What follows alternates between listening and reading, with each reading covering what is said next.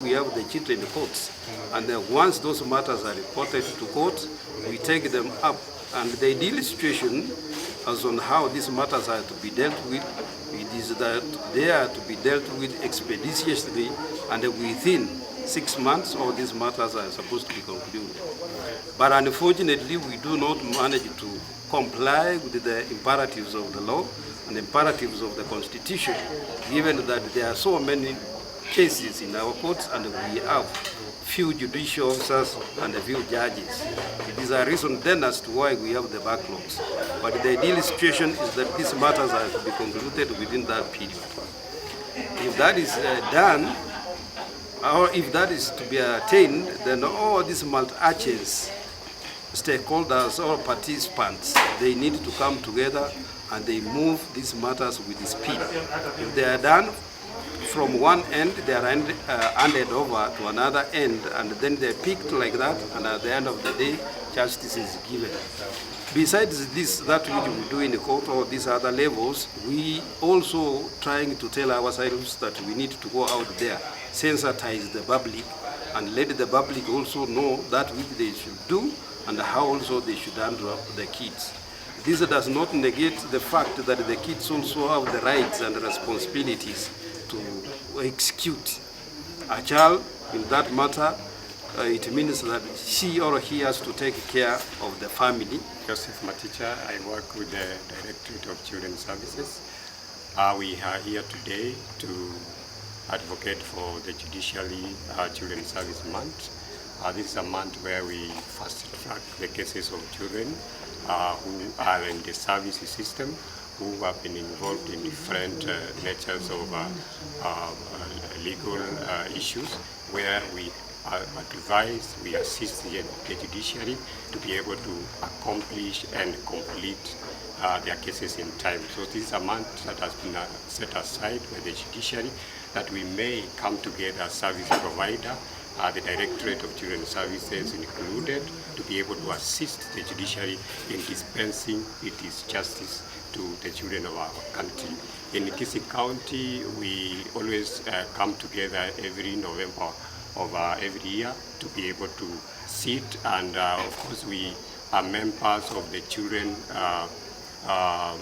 committees in the court users committees, and we participate well to make sure that all the children are taken through in the service system and that they do not overstay in the service system while they look forward to getting and receiving the services that they need in the judicial service system. My name is Dr. Imeke Marita. I stand here in the capacity of the Chief Executive, Kisii Teaching and Referral Hospital, and also a member of the Children's Court Users Committee, Kisii. I would wish to give the following. One, in this month, as we advocate for the rights of children, I would wish to state as follows. As the medical fraternity, we wish to sensitize everyone out there, whether a child, a mother, a father, and any other stakeholder, that please make sure you bring to the attention of the medical team any cases of rape, defilement, and any form of sexual and gender-based violence. At KTRH, we have a dedicated officer who deals with issues with sexual and gender-based violence. And for our office, we are guided by the prosecutor's guide to children in the justice system, criminal justice system. So as to the issue of interference with the cases, unless we find the specific files that have been interfered with, then we have the legal process by which we can undertake and hold the culprits accountable. However, before even that happens, we have some measures that if we are brought to our attention, we can try to stop that kind of interference. For instance, we can issues of cancellation of bond, we can raise it with the court. Issues of protecting the minor by having them in proper homes to avoid interference.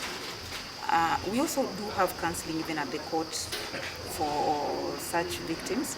So it is in order for children who are exposed, whether it is in conflict or whether it is in contact with the law, to come to court for such services. We have also noted a few issues on child protection, upcoming issues like child trafficking, and we are creating sensitization to our community to make sure that they are able to know the alternative ways of acquiring children instead of going the local way of actually getting children the wrong way. So we are sensitizing the general public that they should be able to explore through the Directorate of Children's Service, that they can get children through adoption, they can get children through foster care, they can also be able to take guardianship in order to acquire the parental rights to be able to have children for those parents who do not have children.